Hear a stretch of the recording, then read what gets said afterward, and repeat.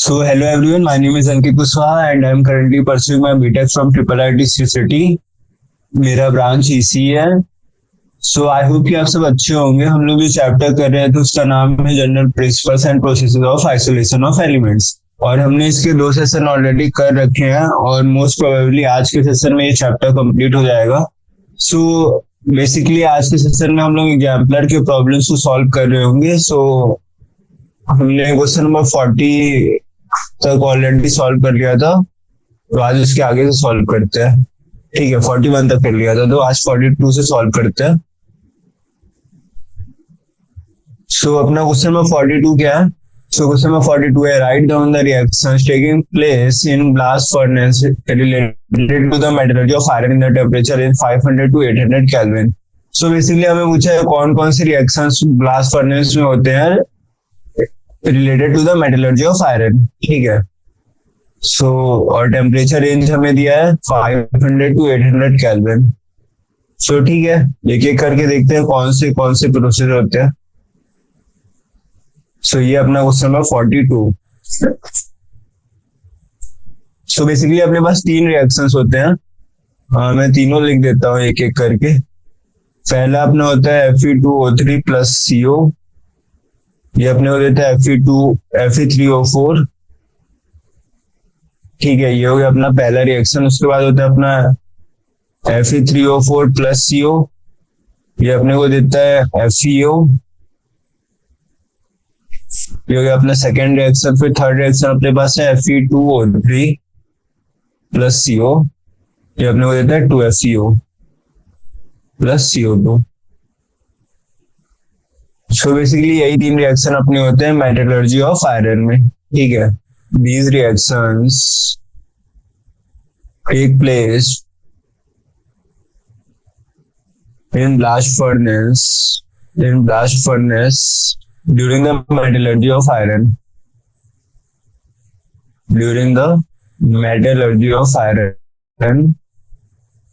at temperature range 500 to 800 Kelvin. सो बस इतना ही था क्वेश्चन नंबर 42. आई होप कि आप सबको क्लियर होगा. अब अपन चलते हैं क्वेश्चन नंबर 43 पे. सो क्वेश्चन नंबर 43 क्या है? Give 2 requirements for vapour phase refining. तो ये जो अपना वेपर फेज रिफाइनिंग प्रोसेस होता है ना, इसके लिए 2 बेसिक रिक्वायरमेंट्स होती है अपनी. तो क्या क्या होता है? पहला होता है कि जो अपना मेटल है ना वो एक वोलेटाइल कंपाउंड बनाना चाहिए, और दूसरा है वो जो वोलेटाइल कंपाउंड है वो बहुत अनस्टेबल होना चाहिए ताकि वो इजीली डिकम्पोज हो जाए और हमें प्योर मेटल मिल सके. ठीक है, तो ये दोनों इंपॉर्टेंट है, तो इन दोनों पॉइंट्स को लिख लेते हैं. Requirements for vapour phase refining are 2 requirements for vapour phase refining are. अपना फर्स्ट क्या है? The metal should form a volatile compound with available reagent. ठीक है, जो भी अपना मेटल हो एक volatile compound बनाना चाहिए. The metal should form a volatile compound with available reagent. ये अपना पहला और सेकंड रिक्वायरमेंट क्या है? The volatile compound should be unstable and easily decomposable so that the recovery of the pure metal is easy. ठीक है. The volatile compound should be unstable and easily decomposable so that the recovery of the pure metal is easy. So that the recovery of the pure metal can be done easily. So ये था अपना question number 43. हमें 2 requirements पूछा था vapour phase refining के लिए. तो हमने देखा पहला होता है कि मेटल जो है वो वोलेटाइल कंपाउंड बनाना चाहिए, और दूसरा होता है कि वो जो वोलेटाइल कंपाउंड है वो इजीली डिकम्पोजेबल होना चाहिए ताकि प्योर मेटल की रिकवरी आसानी से हो सके. तो ये था अपना क्वेश्चन नंबर 43. अब चलते हैं क्वेश्चन नंबर 44 पे. Write the chemical reactions involved in the extraction of gold by cyanide process, also give the role of zinc in the extraction. So basically हमें बोला साइनाइड प्रोसेस से गोल्ड का extraction होता है ना, तो उनमें कौन कौन से केमिकल रिएक्शन इन्वॉल्व होते हैं उनके बारे में लिखने का, और जिंक का क्या रोल होता है इस पूरे प्रोसेस में वो भी बताना है. ठीक है, तो देखते हैं इसको.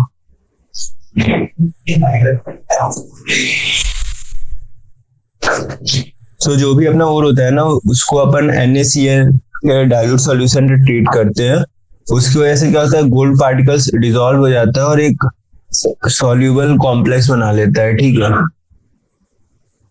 तो अपना जो भी गोल्ड पार्टिकल होता है, gold particles present in the ore are treated with a dilute solution of NaCl, are treated with a dilute solution of NaCN, and air is circulated। अपना जो भी गोल्ड पार्टिकल्स होते हैं वो डिसॉल्व हो जाते हैं। Gold particles dissolve by forming soluble complex, ठीक है।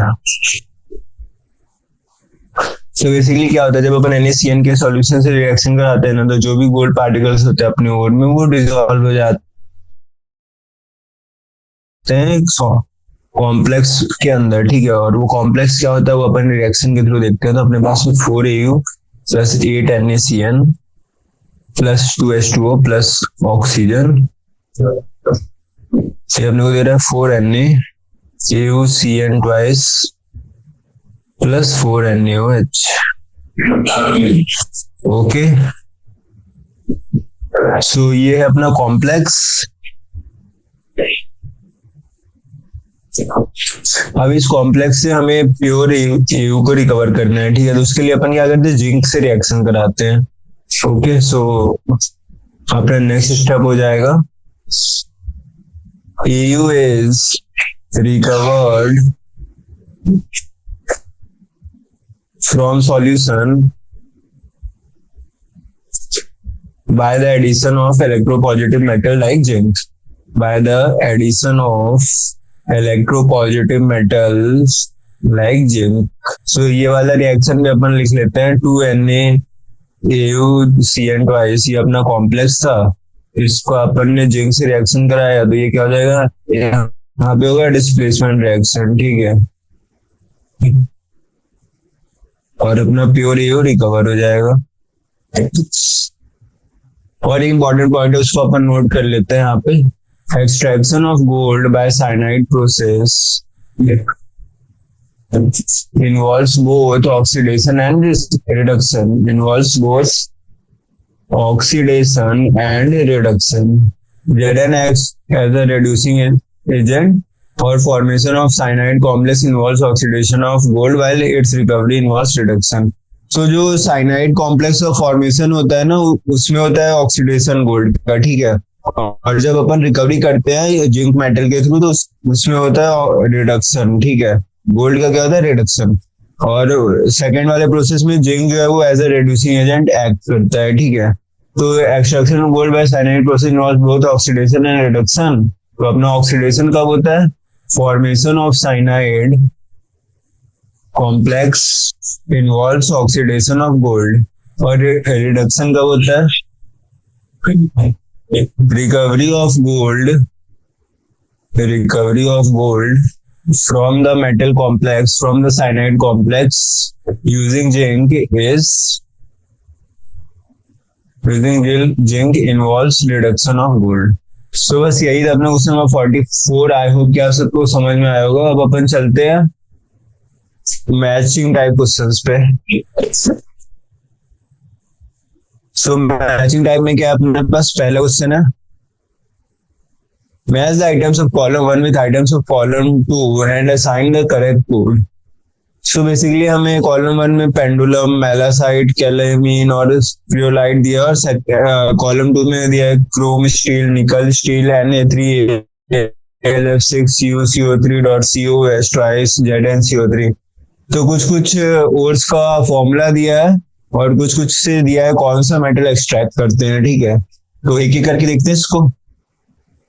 तो सबसे पहले अपने पास है पेंडुलम। तो पेंडुलम किससे बना होता है, पेंडुलम अपना निकल स्टील से बना होता है, ठीक है। Pendulum is made up of nickel steel. So अपना पहला है पेंडुलम। तो ये पेंडुलम किससे बना होता है, pendulum is made up of nickel steel, right. अब अपने पास सेकंड है मेलासाइट। सो मेलासाइट का यहाँ पे मॉलिक्यूलर फॉर्मूला दिया है CuCO3.COH ट्वाइस, ठीक है। तो इसको डायरेक्टली मैच कर देते हैं। मेलासाइट का फॉर्मूला दिया अपने को CuCO3 डॉट COOH ट्वाइस। और उसके बाद अपने पास कैलामाइन, तो कैलामाइन का भी फॉर्मूला दिया है ZnCO3। सो कैलामाइन का फॉर्मूला दिया अपने पास ZnCO3। और लास्ट अपने पास क्रियोलाइट, तो क्रियोलाइट का भी फॉर्मूला दिया अपने पास Na3AlF6। Na3AlF6। That's it. तो कौन कौन सा ऑप्शन मैच हुआ? ए का था अपना 2, ए का 2, बी का था अपना 4, बी का 4, सी का था 5 और डी का था 3। तो ऑप्शन 2 अपना सही है। सो बस ये था क्वेश्चन नंबर 45। अब चलते हैं नेक्स्ट क्वेश्चन पे, 46 पे। सो क्वेश्चन नंबर 46 क्या है? फिर से हमें मैच करने को बोला है। Match the items of column 1 with the items of column 2 and assign the correct code. तो सबसे पहले अपने पास कलर्ड बैंड्स, तो कलर्ड बैंड्स कौन से प्रोसेस में होता है? Zone refining, fractional distillation, bond process, chromatography, liquation. तो ऑब्वियसली क्रोमेटोग्राफी में होता है, ठीक है, कलर्ड बैंड्स। नंबर 47 है ये अपना। Coloured bands are observed in chromatography. उसके बाद है impure metal to volatile complex. So ये किसमें होता है? ये होता है अपना मॉन्स प्रोसेस में, ठीक है। Impure metal is converted to volatile complex, is converted to volatile complex by using Mons process। उसके बाद अपने पास थर्ड है purification of germanium and silicon. So ये कौन सा होता है? ये होता है अपना जोन रिफाइनिंग मेथड से होता है, ठीक है। जर्मेनियम और सिलिकॉन का प्यूरिफिकेशन में कौन सा मेथड यूज होता है? Zone refining. Purification of germanium and silicon are done by zone refining method. फिर अपने पास फोर्थ क्या है? Purification of mercury. तो प्यूरिफिकेशन ऑफ मर्करी होता है अपना फ्रैक्शनल डिस्टिलेशन से। प्यूरिफिकेशन ऑफ मर्करी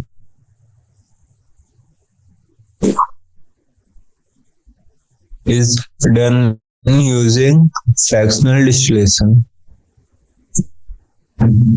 सो देखते हैं कौन सा ऑप्शन अपना सही हुआ। ए का अपना था 4, ए का था 4, तो इससे ही आ गया अपना ऑप्शन नंबर 2। तो 46 का हो गया 2। अब चलते हैं क्वेश्चन नंबर 47 पे। सो क्वेश्चन नंबर 47 क्या? Match items of column 1 with items of column 2 and assign the correct code. So basically अपने पास कॉलम 1 में प्रोसेसेस दिए हैं, cyanide process, flotation process, electrolytic process, zone refining. और सेकंड में दिया है किसका एक्सट्रैक्शन या किसके प्यूरिफिकेशन में यूज करते हैं, ठीक है। तो साइनाइड प्रोसेस हमने अभी देखा था 2-3 क्वेश्चन पहले की, एक्सट्रैक्शन ऑफ गोल्ड में अपन साइनाइड प्रोसेस का यूज करते हैं, ठीक है। तो cyanide process, extraction of gold. उसके बाद अपने पास है फ्लोटेशन प्रोसेस। तो इसमें क्या होता है? इसमें होता है dressing of zinc sulphide. Sulphide ores को प्यूरिफाई करने के लिए अपन क्या यूज करते हैं? Flotation process, dressing of zinc sulphide. उसके बाद अपने पास है इलेक्ट्रोलाइटिक रिफाइनिंग, इलेक्ट्रोलाइटिक रिफाइनिंग। सो ये होता है अपना एक्सट्रैक्शन ऑफ एल्यूमिनियम। इसके लिए अपन कौन सा इलेक्ट्रोड यूज करते हैं? ये एक एडिशनल पॉइंट याद रखिएगा, ग्रेफाइट इलेक्ट्रोड को यूज करते हैं, ठीक है। Graphite electrode is use for this process. उसके बाद अपने पास है जोन रिफाइनिंग लास्ट। तो जोन रिफाइनिंग किसके लिए होता है? प्यूरिफिकेशन ऑफ जर्मेनियम, ठीक है। अल्ट्रा प्योर जर्मेनियम ये हो गया अपना जोन रिफाइनिंग। सो ये लास्ट है zone refining, purification of germanium. So अब ऑप्शन मैच कर लेते हैं। तो ए का अपना था 4, बी का है अपना 2, सी का है अपना 3 और डी का है अपना 1। सो बस यहीं से आ गया 47 का ऑप्शन 1। सो आई होप कि ये क्लियर होगा आप सबको। अब चलते हैं क्वेश्चन नंबर 48 पे। सो 48 क्या है? Match the items of column 1 with the items of column 2 and assign the correct code। तो फिर से भाई अपने पास कॉलम 1 में कुछ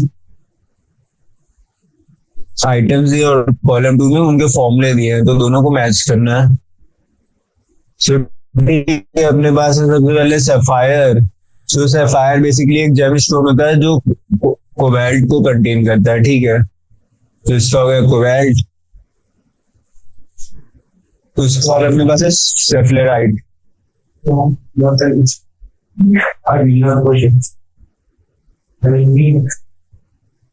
तो इसका मॉलिक्यूलर फॉर्मूला क्या होता है, ZnS। फिर अपने पास डिप्रेसेंट। तो डिप्रेसेंट का हमने देखा था क्या होता है, NaCN, ठीक है। फ्लोटेशन मेथड में NaCN को ऐसा डिप्रेसेंट यूज करते हैं। उसके बाद अपने पास कोरंडम। इसका मॉलिक्यूलर फॉर्मूला क्या होता है, Al2O3। बस यही था अपना क्वेश्चन 48। तो इसका ऑप्शंस को मैच कर लेते हैं। सो E का है 3, B का है 4, C का है 2 और D का है 1। तो ऑप्शन 1 मैच हो गया। सो ये था क्वेश्चन नंबर 48। अब चलते क्वेश्चन नंबर 49 पे। ये एक और क्वेश्चन है अपना मैच द कॉलम वाली सीरीज में। Match the items of column 1 with the items of column 2 and assign the correct code. तो अपने पास कॉलम 1 में क्या क्या दिया है, blistered copper, blast furnace, reverberatory furnace और हॉल हेलरल प्रोसेस। तो ठीक है, करते हैं एक एक। सो ब्लिस्टर्ड कॉपर का क्या होगा, ये अपने पास रिएक्शन दिया है ना, ये अपना ब्लिस्टर्ड कॉपर यहाँ से एक्सट्रैक्ट होता है। सो ब्लिस्टर्ड कॉपर का क्या है, 2CO plus U2S gives 6U plus SO2। तो ये हो गया अपना ब्लिस्टर्ड कॉपर। उसके बाद अपने पास ब्लास्ट फर्नेस। तो इसमें क्या होता है, इसमें होता है आयरन, ठीक है। उसके बाद अपना रेवर्बरेटरी फर्नेस। इसमें अपना ये वाला रिएक्शन होता है, FeO plus SiO2 gives FeSiO3। और अपना लास्ट क्या है, हॉल हेरल्ड प्रोसेस। तो ये किसके लिए होता है, ये होता है अपना एक्सट्रैक्शन ऑफ एल्यूमिनियम के लिए, ठीक है, एल्यूमिनियम। सो बस यही था अपना क्वेश्चन 49। अब इसके ऑप्शंस को मैच कर लेते हैं। तो ये का था अपना 2, B का था अपना 3, C का अपना था 4 और D का था 1। सो क्वेश्चन 49 को ऑप्शन 1 मैच हुआ। सो इतने ही क्वेश्चन अपने मैच द कॉलम वाले। अब अपने पास है assertion and rejected type questions. So इसमें एक बार मैं ऑप्शंस बता देता हूँ। तो ऑप्शन 1 है both assertion and reason are true and the reason is the correct explanation of assertion. मतलब दोनों सही है और रीजन जो है वो भी सही है, ठीक है। रीजन जो है करेक्ट एक्सप्लेनेशन है असर्टेन का। ऑप्शन 2 गया है both assertion and reason are true but reason is not the correct explanation of assertion. दोनों ट्रू तो है पर रीजन जो है ना वो करेक्टली डिफाइन नहीं कर रहा है असर्टेन को। Option 3 assertion is true but reason is false. Option 4 assertion is false but reason is true. और option 5 assertion reason both are wrong. So एक एक करके देखते हैं। तो फर्स्ट क्या अपने पास, nickel can be purified by Mond process, सही है। फिर क्या है, NiCO4 is volatile compound which decomposes at 460 kelvin to give pure nickel, ये भी सही है, ठीक है। हमने देखा था ना मॉन्ड प्रोसेस में क्या होता है, जो पहले अपना मेटल है वो वोलेटाइल कंपाउंड बनाता है, उसके बाद वो वोलेटाइल कंपाउंड डिकम्पोज होता है और अपने को प्योर मेटल मिलता है, ठीक है। तो इसको अपन नोट कर लेते हैं। निकल ट्रीटेड विथ कार्बन फॉर्म्स निकल टेट्राकार्बोनिल। निकल को जब अपन कार्बन मोनोऑक्साइड के साथ ट्रीट करते तो क्या होना था, निकल टेट्राकार्बोनिल, ठीक है। निकल टेट्रा कार्बोनिल जिसका फॉर्मूला क्या होता है, NiCO4 while impurities are left behind. उसके बाद क्या होता है, उसके बाद अपन इस वेपर को हीट करते हैं, ठीक है। और ये क्या होता है, डिकम्पोज हो जाता है और अपने को प्योर निकल देता है। When the vapor of NiCO4 is heated at 460 Kelvin, it is decomposed to give pure nickel, while CO is removed as a gas. So ये था explanation क्वेश्चन नंबर 50 का। अब चलते क्वेश्चन नंबर 51 पे। तो अपना सर्टेन क्या, zirconium can be purified by van Arkel method, ये तो सही है।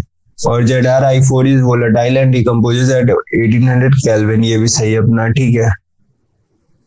तो अपना जो जिरकोनियम है ना, उसको भी अपन वेपर फेज रिफाइनिंग से मेथड से प्यूरिफाई करते हैं, जिसमें क्या होता है, आयोडीन से रिएक्ट किया जाता है जिरकोनियम को, और अपना ZrI4 वोलेटाइल कंपाउंड बनता है, जो कि फर्दर डिकम्पोज हो जाता है और हमें प्योर जिरकोनियम देता है, ठीक है। सो ये था अपना question number 51। Zirconium is also purified by vapor phase refining method, in which it is treated with iodine, to form ZrI4, which on further heating decomposes to give pure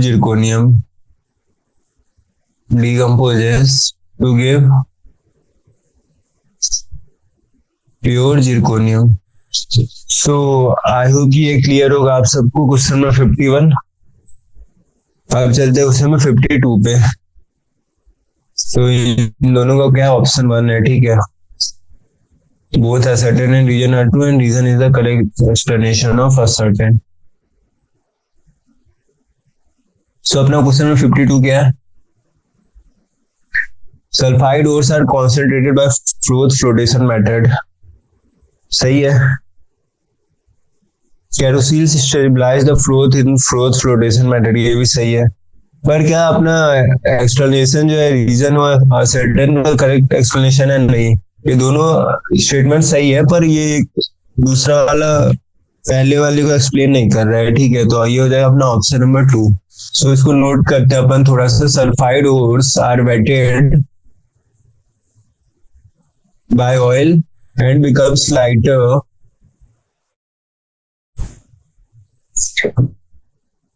and rises to the surface along with fruits, while impurities wetted by water become heavier and settles down. So that's it। ये था अपना question number 53। अब चलते ये था question number 52। अब चलते question number 53 पे। सो क्या है, zone refining method is very useful for producing semiconductor, सही है। उस वाले semiconductors are of high purity, so अपना ये भी सही है। सो क्वेश्चन नंबर 53 का क्या हो जाएगा explanation.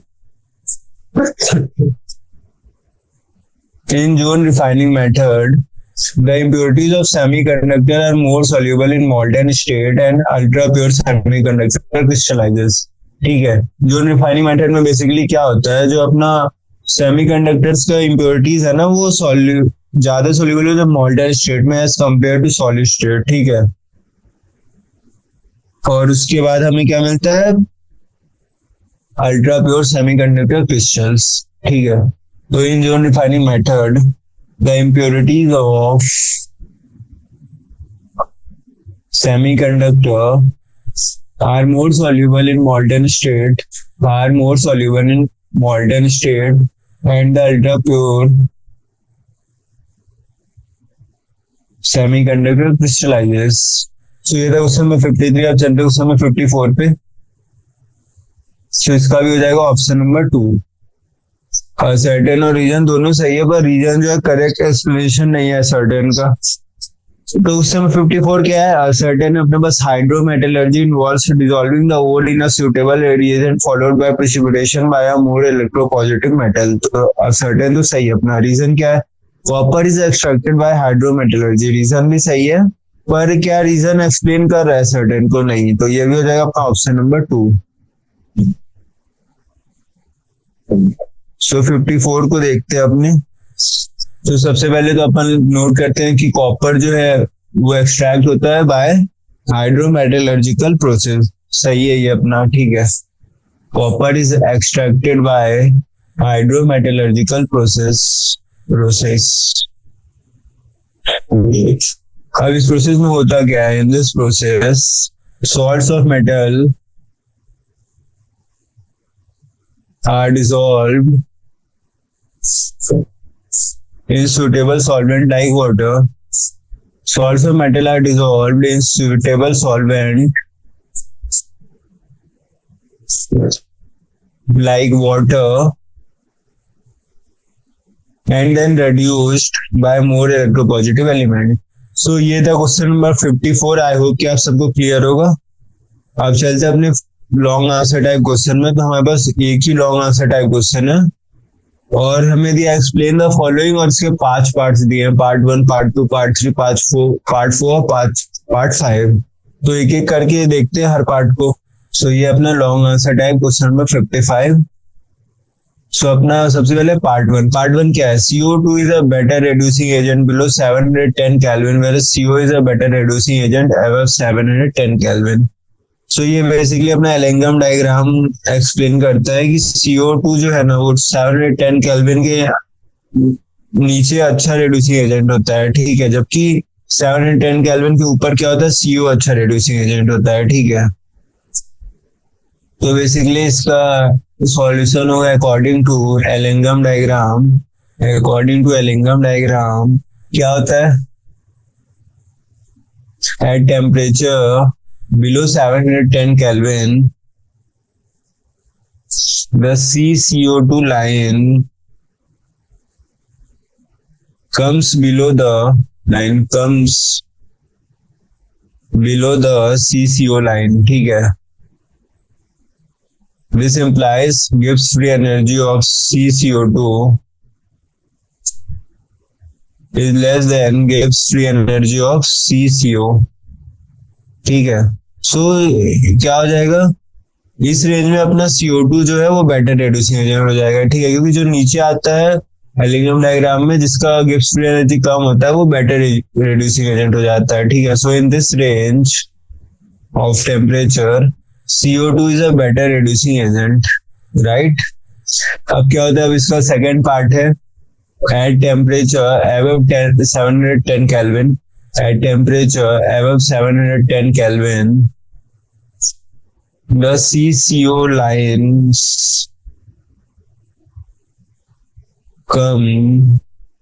comes below the CCO2 line, ठीक है। अब यहाँ पे जो है केस रिवर्स हो जाता है, तो अब डेल्टा G0 CCO का क्या हो जाएगा? कम हो जाएगा, ठीक है, as compare to delta G of CCO2। तो यहाँ पे क्या हो गया? यहाँ पे CO बेटर रिड्यूसिंग एजेंट हो गया as compare to CO2। So in this range of temperature CO is better reducing agent than CO2, ठीक है। तो दैट्स इट, यही था अपना क्वेश्चन नंबर 55 का पार्ट 1। सो आई होप कि आप सबको क्लियर होगा। अब अपन चलते हैं इसके पार्ट 2 पे।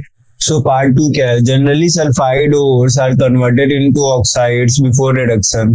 तो मैं बोल रहा है सल्फाइड ओर को ऑक्साइड्स में कन्वर्ट करते हैं बिफोर रिडक्शन। क्यों? क्योंकि बेसिकली होता है क्या है, ऑक्साइड्स का रिडक्शन जो है ना कंपैरेटिवली इजी होता है as compare to reduction of sulphides.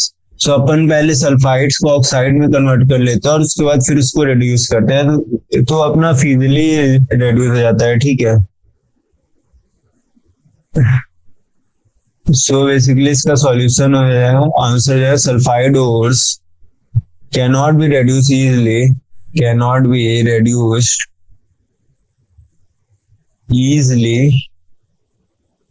but oxides ore can be reduced easily. Hence, sulfide ores are generally converted into oxides before reduction, right. तो क्या होता है? बेसिकली सल्फाइड जो और होता है अपना, उसको अपन पहले करते हैं ऑक्साइड में कन्वर्ट और उसके बाद उसको करते हैं रिड्यूस। सो बस यही अपना पार्ट 2। तो आई होप कि पार्ट 2 भी क्लियर होगा। अब चलते हैं पार्ट 3 पे। सो अपने पास पार्ट 3 है, silica is added to the sulphide ore of copper in the reverberatory furnace. तो अपन को बोल रहा है कि सल्फाइड ओर ऑफ कॉपर होता है ना रेवर्बरेटरी फर्नेस, उसमें अपन सिलिका को ऐड करते हैं। पूछ रहा है क्यों ऐड करते हैं, ठीक है। सल्फाइड ओर ऑफ कॉपर होता है, बेसिकली CO2S होता है, ठीक है। सो अपने पास क्या क्या रीजन है? तो कॉपर पाइराइड जो है ना उसमें कॉपर सल्फाइड के साथ साथ अपने पास आयरन सल्फाइड भी होता है, ठीक है। तो रेवर्बरेटरी फर्नेस में क्या होता है? कॉपर ओर को रोस्ट करके ऑक्साइड्स मिलता है और फिर आयरन ऑक्साइड को अपन सिलिका ऐड करके रिमूव कर देते हैं, ठीक है। तो बस यही अपना, इसको अपन लिख लेते हैं, copper pyrites contain iron sulfides iron sulfide in addition to copper sulfide, right. अभी रेवेरेटरी फर्नेस में क्या होता है, in the रेवर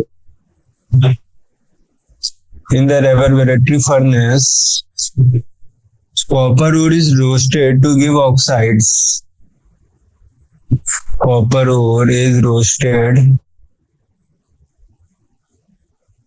to give oxides.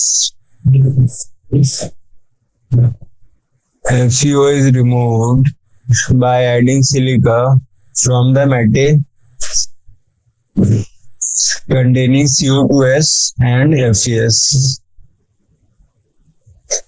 अपना रिएक्शन कैसा होता है, 2FeS plus 3O2 gives 2FeO plus 2SO2, और सेकेंड वाला रिएक्शन क्या होता है, FeO plus SiO2 gives FeSiO3, और इसको अपन क्या बोलते हैं, इसको बोलते हैं स्लैग।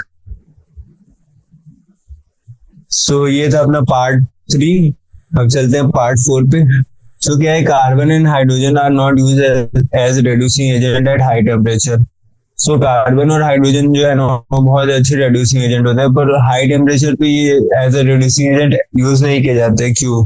तो बेसिकली क्या होता है, हाई टेम्परेचर पे कॉपर और कार्बन और हाइड्रोजन जो है ना, वो कार्बाइड्स और हाइड्राइड्स में कन्वर्ट हो जाते हैं, ठीक है। तो इसलिए वो as a reducing agent act नहीं कर पाते। सो अपना आंसर क्या है, carbon and hydrogen react with metals at high temperature to form carbides and hydrides. To form carbides and hydrides respectively. Hence they are not used as a reducing agent. सो बस यही था part 4। अब चलते हैं last part पे, part 5 पे। तो part 5 क्या है, vapour phase refining method is used for the purification of titanium. So ठीक है, सही है। टाइटेनियम को अपन कैसे प्यूरिफाई करते हैं, वेपर फेज रिफाइनिंग मेथड में। सो ये अपना पार्ट 5। सो बेसिकली क्या होता है, टाइटेनियम को अपन आयोडीन से रिएक्ट कराते हैं और एक वोलेटाइल कंपाउंड बनाते हैं, जो कि फर्दर डिकम्पोज हो जाता है हायर टेम्परेचर पे, अपने को प्योर टाइटेनियम देता है, ठीक है। So titanium reacts with iodine to form TiI4 which is volatile and decomposes to give titanium at high temperature. Titanium obtained is pure titanium, ठीक है, is pure titanium. That's why vapor phase refining method is used for purification of titanium. Purification of titanium. अपन इसका reaction भी लिख लेते हैं एक बार। सो अपने पास है टाइटेनियम प्लस 2 आयोडीन, टेम्परेचर कितना है 530 केल्विन, तो ये अपना बन जाएगा TiI4। उसके बाद इसको फर्दर हीट करेंगे 1800 केल्विन पे, तो ये अपने को देता है टाइटेनियम प्लस 2 आयोडीन, ठीक है। तो बेसिकली यही था अपना प्यूरिफिकेशन ऑफ टाइटेनियम। सो इसके साथ पार्ट 5 भी कंप्लीट होता है। सो आई होप कि क्वेश्चन नंबर 55 क्लियर होगा। सो इसी के साथ अपना चैप्टर कंप्लीट हुआ। सो आज की सेशन को यहीं पे रैप अप करते हैं। So thank you.